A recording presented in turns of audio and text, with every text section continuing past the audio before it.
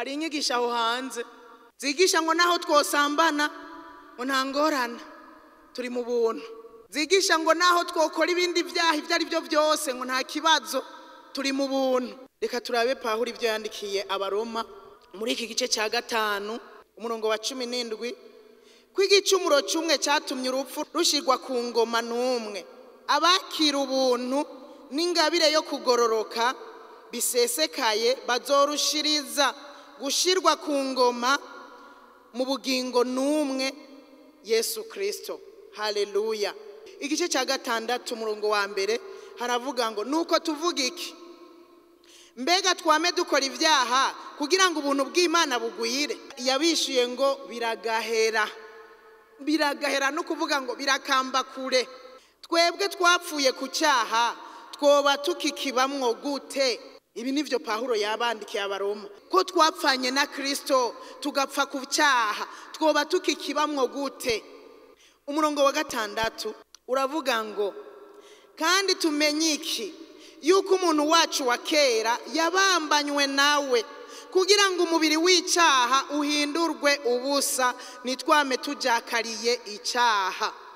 Uyu munsi nubwo hari abantu bitwa ko bakiriye Yesu nk'umwami n'umukiza bajakariye ibyaha, siko byari bikwiye kumera.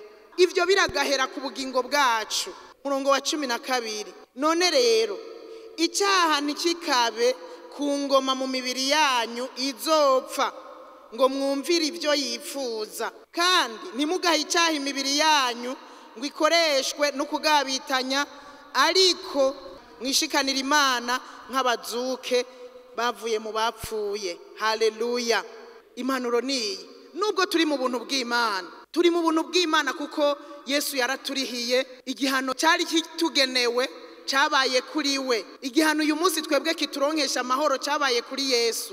Nukuvuga ngo turi mu buntu bw'Imana. Rero ubu turabapfuye ku cyaha, none twoba tukiba mu cyaha gute? Icyaha kibe ku ngoma mu mibiri yacu gute kandi twitwa ko turabapfuye ku cyaha? Bisigura uyu munsi abantu kugendera mu cyaha kandi barakiriye bwa buntu no kugororoka baba bariko baramusubiza ku musaraba. Ntivyari bikwiriye yuko imibiri yacu yongera kuganzwa n'icyaha. Rero inyigisho ivuga ngo turi mu buntu bw'Imana naho twokora ibyaha ngo Yesu yarabirangije, nivyo navuze ngo yarabirangije. Abamwakiriye dufise ubugingo budashira muri twebwe, ariko ntitugasubira inyuma mu vyaha ko twapfanye nawe tuzuranwa nawe. Ubu imibiri yacu yarapfuye ku cyaha, nta kuntu dukwiye gusubira mu vyaha. Wewe rero uri hano ubandanya gusubira mu vyaha kandi Yesu yaragupfiriye, nukuri ubu uri kuramusubiza ku musaraba. Mu yandi majambo uri kuravuga ngo nta na kimwe wakoze. Nitugasubire mu vyaha, nitukaganzwe n'ivyaha, kuko naho Yesu yabirangije, naho turi mu buntu bw'Imana.